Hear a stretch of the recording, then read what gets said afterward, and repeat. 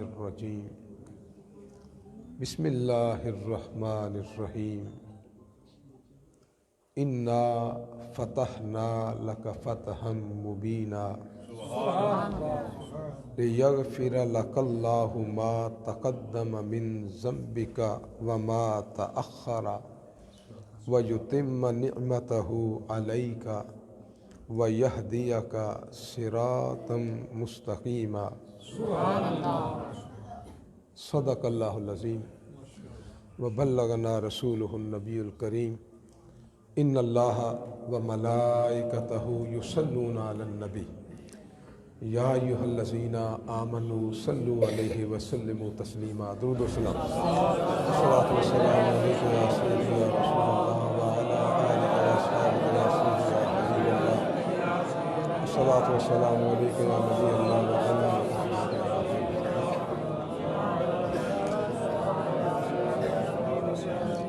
مہک فردوس کی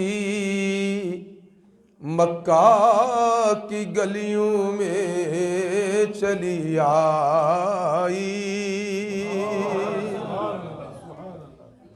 مہک فردوس کی مکہ کی گلیوں میں چلی آئی تھی جب آغوش مادر میں وہ جنت کی کلی آئی، تھی جب آغوش مادر میں وہ جنت کی کلی آئی، ندا آئی یہ ماں حسنین کی ہوگی زمانے میں، ندا آئی یہ ماں حسنین کی ہوگی زمانے میں، وسیلہ حشر ہے باپ کی امت بچانے میں، وسیلہ حشر ہے باپ کی امت بچانے میں،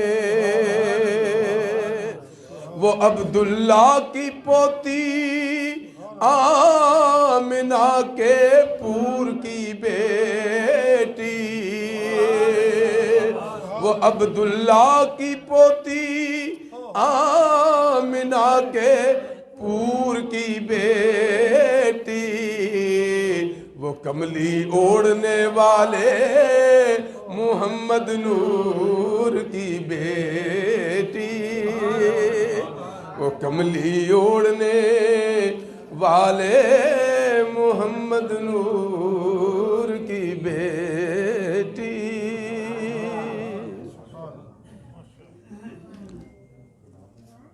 حضور پیر طریقت رہبر شریعت ام محترم حضور چچا جان حضور صاحبزادہ پیر سید کرامت علی شاہ صاحب بخاری کیلانی، چیئرمین سنی سپریم کونسل گکھڑ منڈی، اور جناب پیر طریقت رہبر شریعت حضرت صاحبزادہ پیر سید حسنات احمد بخاری صاحب مدہ ذل العالی، خطیب اعظم بیلجیم، مبلغ یورپ، اور جناب پیر طریقت حضرت علامہ سید انوار القمر بخاری صاحب مدہ ذل العالی، خطیب جامع مسجد حاضہ جناب قاری مطیع الرحمن صاحب، امام جامع مسجد حاضہ، میرے برادران نقیب محفل جناب سید ذو النورین حیدر بخاری صاحب، سید سلمان حیدر بخاری صاحب، سید عمران حیدر بخاری صاحب، دیگر سارے علماء کرام، نعت خوانان شیریں بیان اور تمام اہل گکھڑ منڈی اور یہ جامعہ مسجد الوارث اور اس کے نمازی حضرات، اللہ تعالیٰ کا بہت ہی فضل ہے اور عنایت ہے کہ ہم اس محفل پاک میں حاضر ہیں جس کا عنوان تاجدار صداقت بھی ہے اور حضرت مخدومہ کائنات سلام اللہ علیہا وہ بھی ہے۔ آج 20 جمادی الثانی ہے اور معروف روایات کے مطابق یہ دن سیدہ کائنات حضرت خاتون جنت سلام اللہ علیہا ذاکیہ، راضیہ، مردیہ، بطول، زہرا، محدثہ، عالمہ، ساجدہ، راکعہ، قائمہ، صائمہ، آپ کا علیہ السلام آپ کا یہ یوم ولادت بھی ہے۔ چونکہ دونوں موضوعات پر گفتگو کرنی ہے تو جو آیات ہیں، ایک تو میں نے سورہ فتح کی تلاوت کی ہے،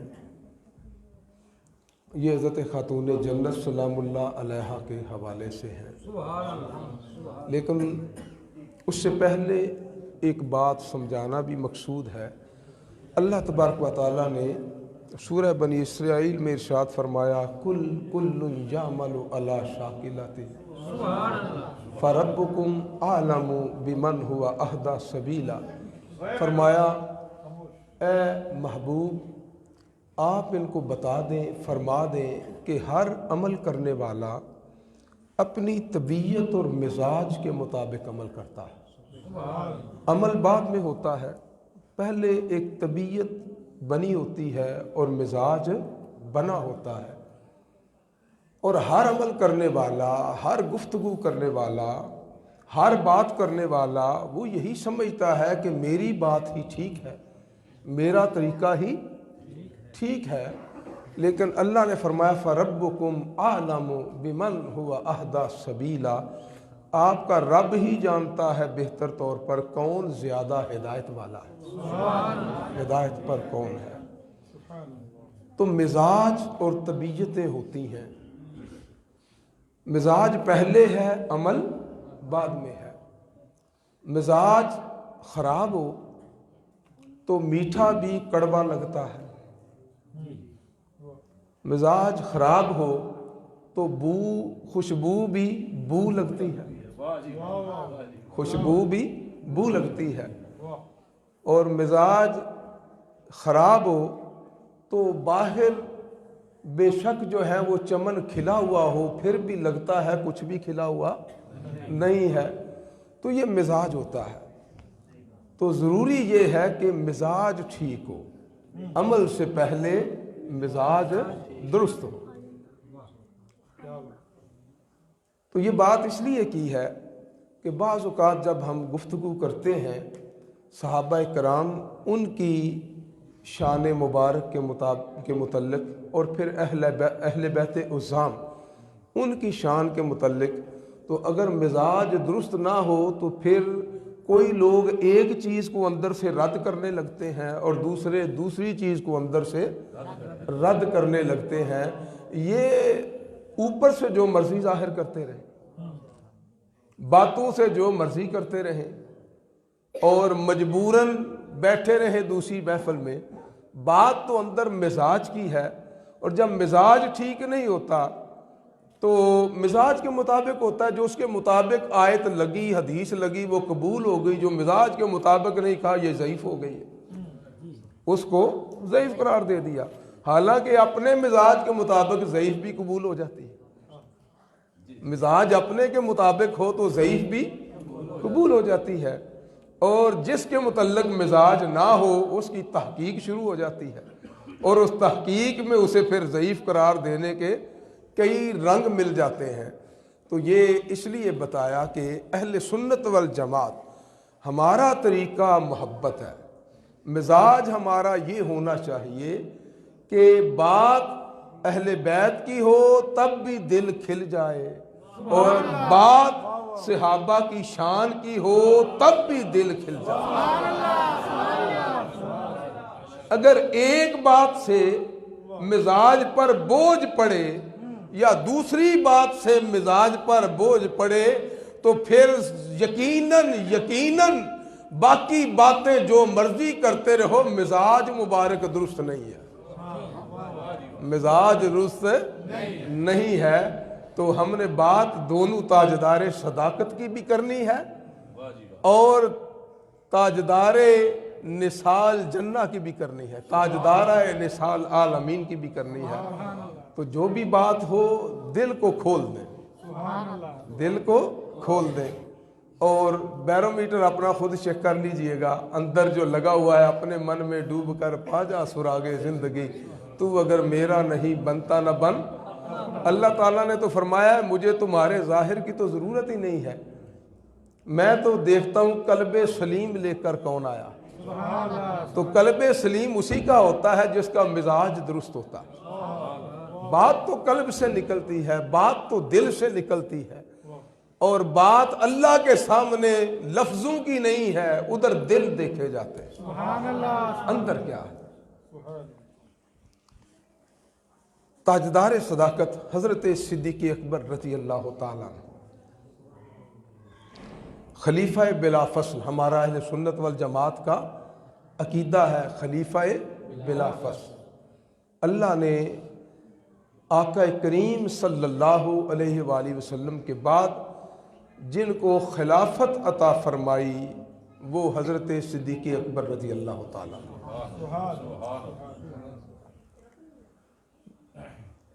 اولیاء کرام فرماتے ہیں کہ کائنات تصوف میں پہلا جملہ جو تصوف کا ادا ہوا وہ زبان صدیق اکبر سے ادا ہوا۔ اولیاء کی بات ساتھ ہو جائے گی کہ پہلا جملہ جو تصوف کا ادا ہوا وہ زبان صدیق اکبر سے ادا۔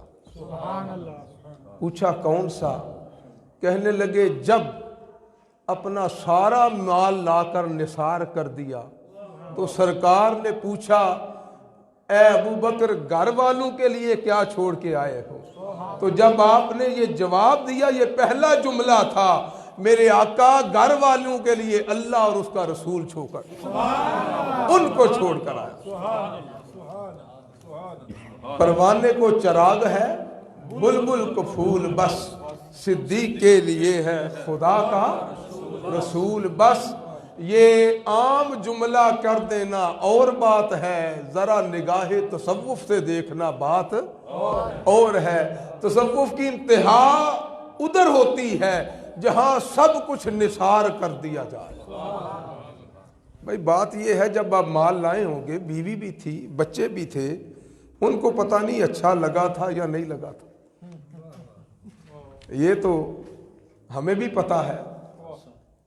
تو لیکن تاجدار صداقت سارا کچھ لے کر آ گئے اور گھر والوں پر بھی قربان جائیں جو اس پر راضی ہو گئے، جنہوں نے کوئی شکوہ نہیں کیا، روکا نہیں ہے کہ صدیق جانے لگے ہو تو ہمارا کیا بنے گا۔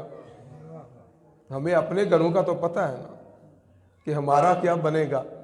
تو حضرت صدیق اکبر رضی اللہ تعالیٰ عنہ تصوف کی، پھر ہم تو طریقہ نقشبندیہ کے ہیں، ہمارے تو نقشبندیہ کے آخری سربراہ آقا علیہ الصلوۃ والسلام کے بعد حضرت صدیق اکبر رضی اللہ تعالیٰ عنہ۔ بخاری شریف میں اب دونوں کا جو ہے ملاپ کرتے ہیں۔ بخاری شریف کی حدیث ہے، حضرت صدیق اکبر رضی اللہ تعالیٰ عنہ نے ارشاد فرمایا ہم نے اب آپ کے روشنی میں آگے بڑھنا ہے، آپ کے فرمودات کی روشنی میں۔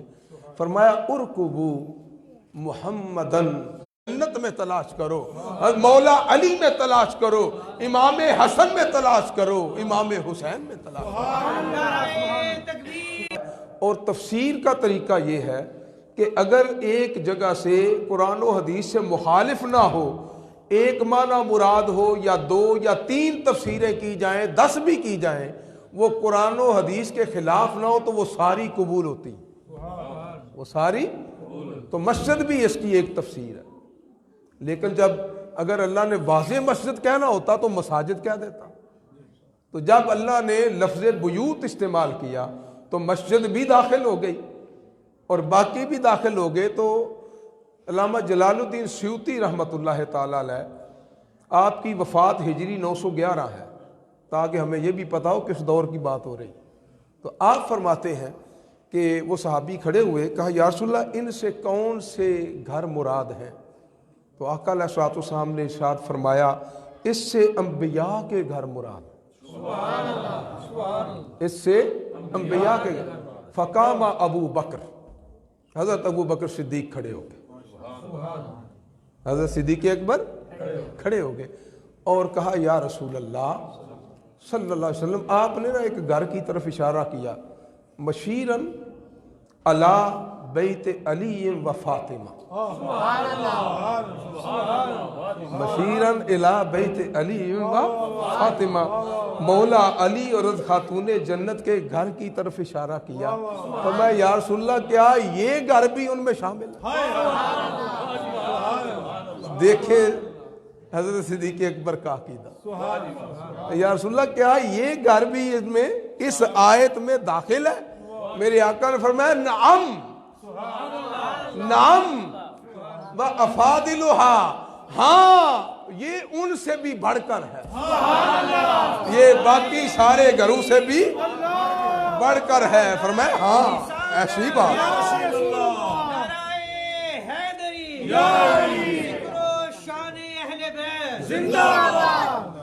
تو اس لیے پھر ہم پڑھتے ہیں نا، بھائی میرے سید پیر صاحب پڑھ کے سنایا کرتے ہیں کہ جتھے بیٹھا ہارون محبوب رب، اسی عرشاں تو اچا او گھر ویکھیا، جتھے بیٹھا او ہارون محبوب رب، اسی عرشاں تو اچا او گھر ویکھیا۔ یہ ہم نے، یہ ہے اصل سنیت، یہ ہے ایک کلام شروع کر کے سناؤ۔ ہاں شاہ صاحب کا کلام ہے تو ذرا شروع تو ذوق پیدا ہو جائے گا۔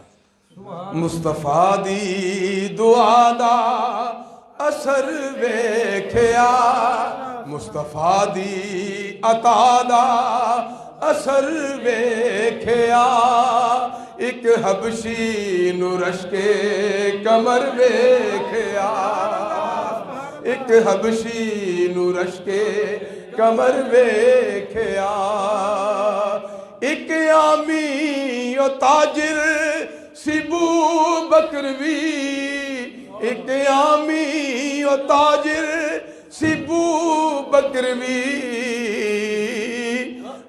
انبیاء بعد خیر البشر ویکھیا، انبیاء بعد خیر البشر ویکھیا، تے جن چوسی زبان نبی مصطفیٰ، جن چوسی زبان نبی مصطفیٰ، نیز قرآن پڑھدا او سر ویکھیا، نیز قرآن پڑھدا او سر ویکھیا، زہرا مصطفیٰ دی سواری چلی، زہرا مصطفیٰ دی سواری چلی، نیوی نظری میں سارا حشر ویکھیا، نیوی نظری میں سارا حشر ویکھیا۔ نعرہ تکبیر، نعرہ رسالت، نعرہ حیدری، عظمت و شان مصطفیٰ، مقام مصطفیٰ۔ اپنا اپنا مقام ہوتا ہے، یہ جنہوں نے مقابلے کروانے شروع کیے ہیں نا کام خراب کر دیا۔ کوئی مقابلہ، ہر ایک کی اپنی شان ہے۔ حضرت موسیٰ علیہ السلام حضرت خضر علیہ السلام کے پاس جائیں تو حضرت موسیٰ علیہ السلام کی شان میں کمی واقع نہیں ہوتی. حضرت خضر علیہ السلام معروف روایات کے مطابق زیادہ اکثریت سے جو ہیں آپ ولی اللہ ہیں، آپ اللہ کے چند روایات ہیں جو کہتے ہیں آپ نبی ہیں، زیادہ روایات ولی اللہ کی ہیں. تو حضرت موسیٰ علیہ السلام اگر جائیں، اللہ بیان کرتا ہے تو کیا حضرت خضر علیہ السلام کی شان کیا کہیں گے؟ نبی ہوتا ہے اور ولی ہوتا ہے. لیکن اللہ نے کہا موسیٰ علیہ السلام ذرا سنت بنا دیں کہ ولیوں کے پیچھے پھرا کرتے ہیں، انہیں تلاش کیا کرتے ہیں. چاہتے جبریل آ کر بتا دیتا وہاں جانا ہے، فرمایا موسیٰ بتانا نہیں ہے، سنت بنانا ہے. بس تلاش کریں کہاں دو دریا ملتے ہیں اور کس جگہ پر مردے زندہ ہوتے ہیں، بس اب تلاش کریں. آپ چل پڑے، کئی جگہ دریا دو ملتے تھے، تلاش کرتے رہے. سنت بنا دیا کہ ولیوں کی بارگاہ میں کیسے جایا جاتا. مقام اپنا اپنا ہے اور وہ قیامت کے دن ہی کھلے گا. ہمیں پہلے فیصلے کرنے کی ضرورت نہیں ہے. جو متفقہ عقیدہ ہے وہی ہے، لیکن مقابلہ نہیں کرتا.